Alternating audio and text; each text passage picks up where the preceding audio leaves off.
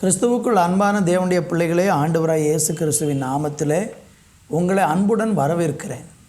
இந்த ஆகஸ்ட் மாதம் 1ஆம் தேதி ஆண்டவருடைய வார்த்தையை வாக்குத்தத்த செய்தியாக நாம் கேட்கும்படியாக கூடி வந்திருக்கிறோம். இந்த நாளில் நம்ம தியானிப்பதற்காக சகரியாவின் புஸ்தகம் 4ஆம் அதிகாரம் அதனுடைய 9வது வசனத்தை வாசித்து இன்றைக்கு தியானிக்க போகிறோம். செருபாபேலின் கைகள் இந்த ஆலயத்துக்கு அஸ்திபாரம் போட்டது. அவன் கைகளே இதை முடித்து தீர்க்கும்.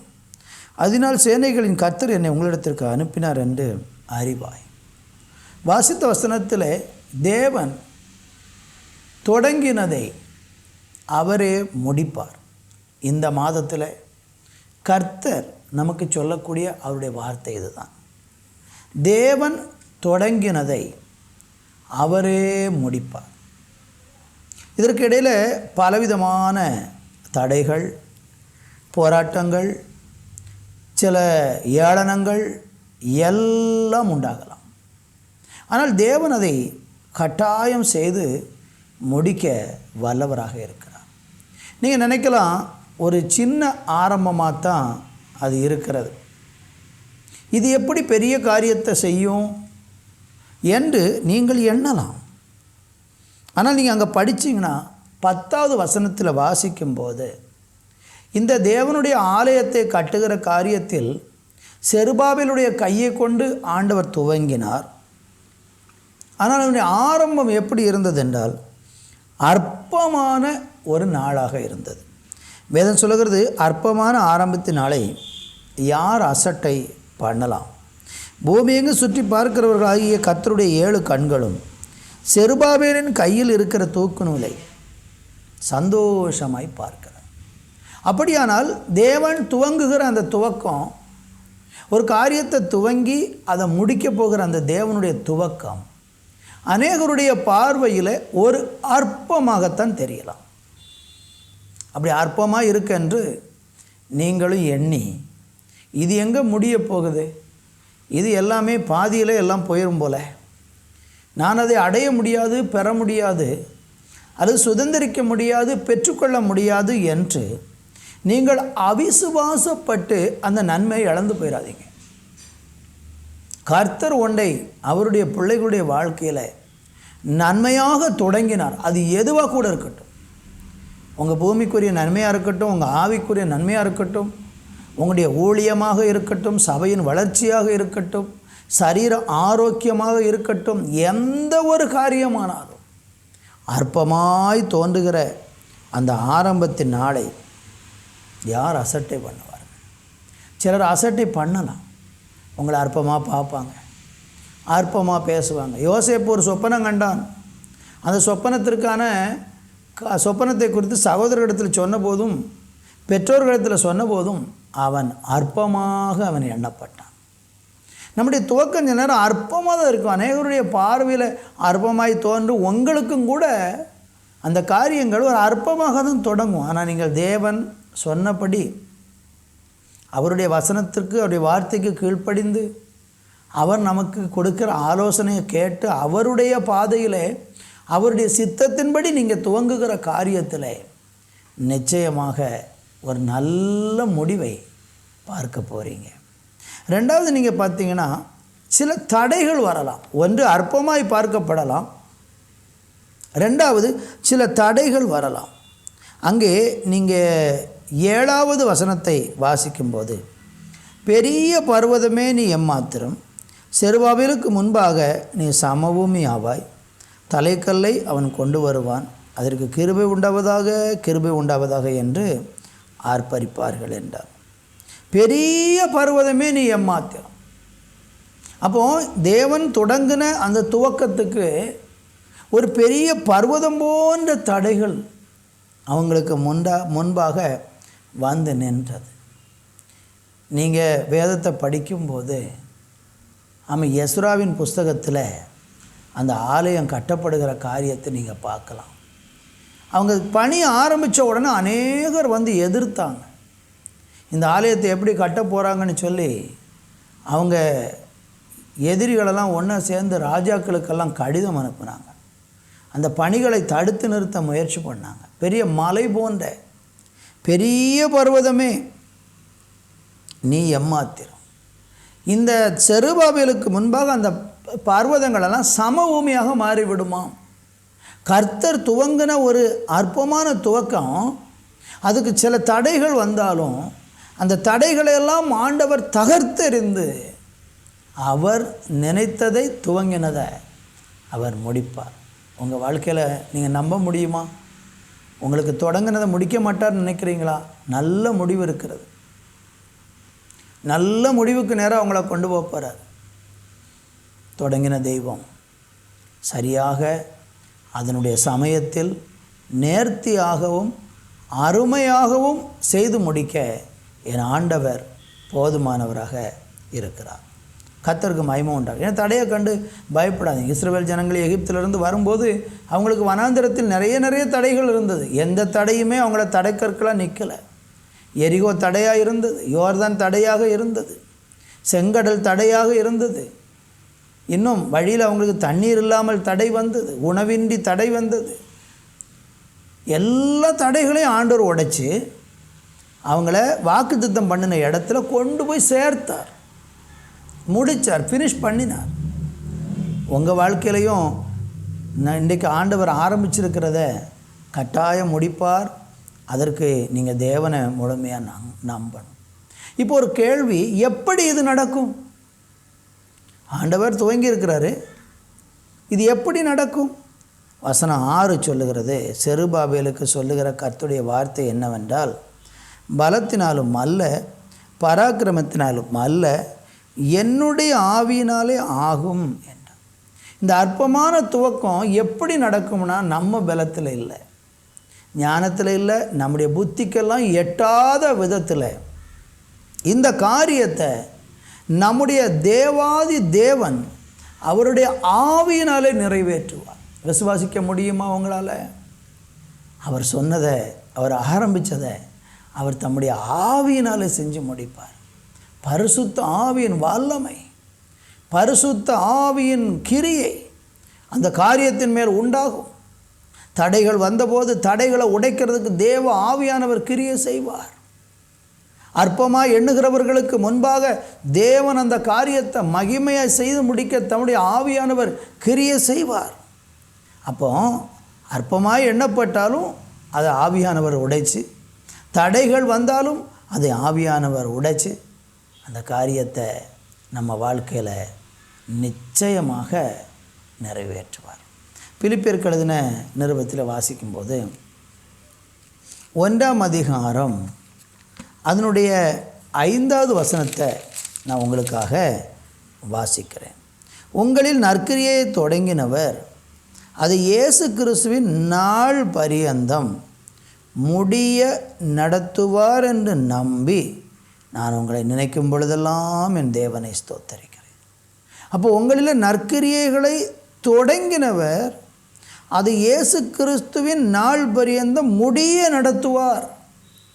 நமக்குள்ள சில கிரியைகளை தேவன், நற்கிரியைகளை ஆண்டவர் செய்ய ஆரம்பிச்சிட்டார். ஏன்னா நற்கிரியைகள் செய்வதற்கு நீங்கள் தேவனால் முன்குறிக்கப்பட்டிருக்கிறீர்கள்னு பைபிளில் படிக்கிறோம். அப்போ நற்கிரியைகளை தொடங்கின அந்த தெய்வம் அதை இயேசு கிறிஸ்துவின் நாள் பரியந்தம் முடிய நடத்துவார், ஃபினிஷ் பண்ணுவார். அப்போ நல்லா புரிந்து கொள்ளுங்க, ஆண்டவர் அதை நமக்கு செய்து நிறைவேற்றுவார். அதில் பிலிப்பியர் 2ஆம் அதிகாரம் 13வது வசனத்தை படிக்கும்போது, ஏனெனில் தேவன் தம்முடைய தயவுள்ள சித்தத்தின்படி விருப்பத்தையும் செய்கையையும் உங்களில் உண்டாக்குகிறவராய் இருக்கிறார். அப்போ தேவன் தொடங்குகிறார், அதை அவர் தான் செயல்படுத்திக்கிட்டு இருக்கிறாரு, அல்லது அந்த பணி நடந்து கொண்டு இருக்கிறது என்றால் அந்த செயலுக்காக உங்களுடைய இருதயத்தில் தேவனுடைய விருப்பத்தை அவர் உண்டாக்குவார். அநேகருக்கு இந்த காரியத்தில் இது கடவுளுக்கு சித்தமா, இது தேவனால் தான் தொடங்கப்படுகிறதா என்பது தெரியவில்லை. அப்படி இருக்கிறவர்களுக்கு ஆண்டவர் என்ன செய்கிறார்னா ஒரு விருப்பத்தை உண்டாக்குகிறார். அது வரைக்கும் நீங்கள் அமைதியாக இருப்பீங்க. அந்த தேவன் உங்களுக்குள்ளே கிரியை செய்து அதை ஃபினிஷ் பண்ண போகிறார்னா உங்களுக்குள்ள ஒரு விருப்பத்தை உண்டாக்குவார், உங்களை ஏவுவார், உங்களை உந்துவார். அதை துவங்கிறதுக்கு சில உந்துதல்களை தேவன் நம்முடைய இருதயத்துக்குள்ளே தந்து அதன் மேலே ஒரு வாஞ்சிய விருப்பத்தை தந்து அந்த வேலையை செய்யணும், அந்த காரியத்தை செய்யணும், அந்த தொழிலை செய்யணும், இந்த ஊழியத்தை செய்யணும், அந்த ஆளை சந்திக்கணும், இந்த காரியங்களுக்குள்ளே நீங்கள் ஒவ்வொரு ஸ்டெப்பாக உள்ளே போகிறதுக்கு சில விருப்பங்களும் சில தூண்டுதல்களும் ஒரு ஏவுதல்களும் நம்ம இருதயங்களுக்குள்ளே உண்டாகும். எஸ்ராவின் புஸ்தகம் 1ஆம் அதிகாரத்தில் 1வது வசனத்தில் நீங்கள் படித்தீங்கன்னா அங்கே ராஜாவின் இருதயத்தை ஆண்டவர் ஏவினார். பாருங்கள், அந்த நேரம் வந்த உடனே அந்த பணி தொடங்க ஆரம்பிக்க போகும்போது ராஜாவின் இருதயத்தை கர்த்தர் ஏவ ஆரம்பிச்சிட்டாரு. ஹல்லேலூயா.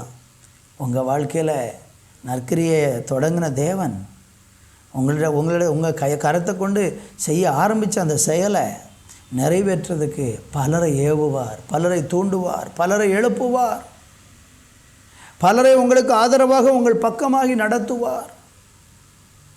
அது நடக்கும். அவருடைய செயல்கள் நிறைவேறும். ஸ்தோத்திரம். அடுத்து 2வது நீங்கள் பார்த்தீங்கன்னா இந்த காரியங்களை நடத்துவதற்கு ஆண்டவர் செய்கிற இன்னொரு காரியம், நமக்குள்ளே செய்கிற இன்னொரு காரியம் என்னன்னா நம்மளை ஜெபிக்க வைக்கிறார். ரோமர் எழுதின நிருபத்தில் 8ஆம் அதிகாரம் அவனுடைய 26வது வசனத்தை நம்ம வாசித்தால் அங்கே ஆண்டவர் என்ன செய்கிறாருன்னா, அப்படி ஒரு விருப்பத்தை உண்டாக்குகிற தேவன் அதை அப்படியே விட்டு விடாமல் பரிசுத்த ஆவியின் மூலம் நம்மளை ஜெபிக்க வைக்கிறார். அந்தபடியே ஆவியானவரும் நமது பலவீனங்களில் நமக்கு உதவி செய்கிறார். நாம் ஏற்றபடி வேண்டிக் கொள்ள வேண்டியது என்னதென்று அறியாமல் இருக்கிறபடியால் ஆவியானவர் தாமே வாக்கு கடங்காத பெருமைச்சொல்ல நமக்காக வேண்டுதல் செய்கிறார். நம்ம என்ன வேண்டுதல் செய்யணும்னு நமக்கு தெரியாமல் இருக்கிறதுனால கர்த்தர் நம்மளை என்ன செய்கிறாருன்னா ஜெபிக்க தூண்டுறார், விருப்பத்தை உண்டாக்குறாரு. அந்த நற்கிரியைகளை நமக்குள்ளே தொடங்குகிற தெய்வம் விருப்பத்தை உண்டாக்குகிறாரு. அந்த விருப்பம் அது அடுத்த கட்டமாக எப்படி மாறுதுன்னா ஜபமாய் மாறுகிறது. அதனால் ஏதாகிலும் ஒரு விஷயத்தின் மேலே உங்களுக்கு ஜெபிக்கணும்னு உந்துதல், ஒரு ஏவுதல், ஒரு பாரம் வந்துட்டுனா விட்டுறாதீங்க. ஜெபிக்க ஆரம்பிச்சிருங்க, வேண்டுதல் பண்ண ஆரம்பிச்சிருங்க. அதிகமாக அதுக்காக ஜெபம் பண்ணுங்க. ஜெபிக்க விருப்பம் வர ஜெபிக்க தூண்டுவார். ஜெபிக்க காரியங்கள் நடக்கும். கர்த்தருக்கு மகிமை உண்டாகட்டும். எபிரேயர் 12ஆம் அதிகாரத்திலே 2வது வசனத்தை வாசிக்கும்போது விசுவாசத்தை துவக்குகிறவரும் முடிக்கிறவரும் ஆகிய இயேசு என்று எபிரேயர் 12:1 சொல்லுகிறார். துவக்குகிறவரும் முடிக்கிறவரும் ஆகிய இயேசு. பாதியில் விட்ட சரித்திரமே இல்லை. தொடங்கிட்டாரா முடிச்சிருவார். ஆனால் நம்ம என்ன செய்யணும்னா அந்த நம்பிக்கையில் உறுதியாக இருக்கணும். ஆமேன். நம்பிக்கையில் உறுதியாக இருக்கணும். சங்கீதம் 138 நீங்கள் படிக்கும்போது கர்த்தர் எனக்காக யாவையும் செய்து முடிப்பார். அந்த நம்பிக்கையை விட்டுறக்கூடாது. நீங்கள் நம்பிக்கை விட்டுட்டிங்கன்னா உங்களுக்காக ஆண்டவர் செய்கிறது முடிவடையாது, வழியில் நின்றும், தடையாக நிற்கும். அதுக்கப்புறம் ஒரு ஸ்டெப்புக்கு மேலே நீங்கள் முன்னேற முடியாது. உங்கள் ஆவிக்குரிய வளர்ச்சியை காண முடியாது. உங்கள் ஊழியத்தில் ஒரு எழுப்புதலை காண முடியாது. உங்கள் குடும்ப வாழ்க்கையில் ஒரு சந்தோஷத்தை காண முடியாது. ஒரு குறிப்பிட்ட ஸ்டேஜில் ஒரு இடத்துல அது நின்று போயிடும். ஏனென்றால் நமக்குள்ளே நம்பிக்கை இல்லை. கர்த்தர் எனக்காக யாவையும் செய்து முடிப்பார் என்கிற அந்த நம்பிக்கை நமக்குள்ளே அற்றுப்போகும் என்றால் ஆண்டவருடைய கிரியைக்கு அந்த அவிசுவாசம் தடையாக மாறிவிடும். 57ஆம் சங்கீதத்தில் நீங்கள் வாசிக்கும்போது அங்கே நம்பிக்கையான ஒரு வார்த்தை. 57ஆம் சங்கீதம் அதனுடைய 2வது வசனம் இப்படி சொல்லுகிறது, எனக்காக யாவையும் செய்து முடிக்கப் போகிற தேவனாகிய உன்னதமான தேவனை நோக்கி கூப்பிடுவேன். எனக்காக யாவையும் செய்து முடிக்க போகிற உன்னதமான தேவன். அப்போ உங்களுக்காக செய்து முடிக்க போகிற தேவனை நோக்கி ஜெபம் பண்ணி கொண்டே இருங்க. காரியம் நடக்கலை, ஒன்றும் நிறைவேறலை, ஆனால் ஆண்டவர் சொல்லியிருக்கிறாரு, சின்ன ஒரு ஆரம்பம் தான் இருக்குதுன்னு சொல்லி விட்டுறாதீங்க. ஜெபத்தை விடாதீங்க. ஜெபித்து கொண்டே இருங்கள். ஜெபிக்க அந்த காரியத்தை கர்த்தர் நிறைவேற்றுவார். நான் உங்களுக்காக ஜெபிக்க போகிறேன். இந்த மாதத்தில் இந்த வார்த்தைகளை பற்றி கொள்ளுங்கள், பிடித்து கொள்ளுங்கள். ஆண்டவர் உங்களோட பேசுகிறாரு, உங்களுக்கு ஆலோசனை தருகிறார். துவங்கி ரொம்ப நாள் ஆயிருக்கலாம், பல காலங்களாக இருக்கலாம். திரும்ப அதை எழுப்பித்து கட்டுறதுக்கு அவர் ஆரம்பிக்க போகிறாரு. ஆனால் நீங்கள் என்ன செய்யணும்? விசுவாசிக்கணும். உங்கள் இருதயத்துக்குள்ள அந்த வாஞ்சை பெருகும்போது, ஜெப தூண்டுதல் வரும்போது ஆண்டவர் அதை நிறைவேற்ற ஆரம்பிப்பார். தடைகள் இருக்கலாம், தயங்கி நின்றாதீங்க. ஸ்தோத்திரம். துவக்கம் அற்பமாக தெரியலாம், சோர்ந்து போயிடாதீங்க. தேவ ஆவியினால் எல்லாவற்றையும் அவர் நிறைவேற்றுவார். நல்ல தகப்பனே, இந்த மாதத்துக்காக நன்றி. இந்த ஆகஸ்ட் மாதத்தில் தேவன் எங்களுக்கு கொடுத்திருக்கிற நல்ல வாக்குத்தத்த வார்த்தைகளுக்காக உமக்கு நன்றி. கரங்களில் ஒப்பு கொடுக்குறோம். ஒவ்வொருவரையும் ஆசீர்வதியும். இந்த மாதம் முழுவதும் ஆண்டவர் எங்களுக்கு சொன்னவைகள் செய்து முடிக்க போகிறதற்காக நன்றி.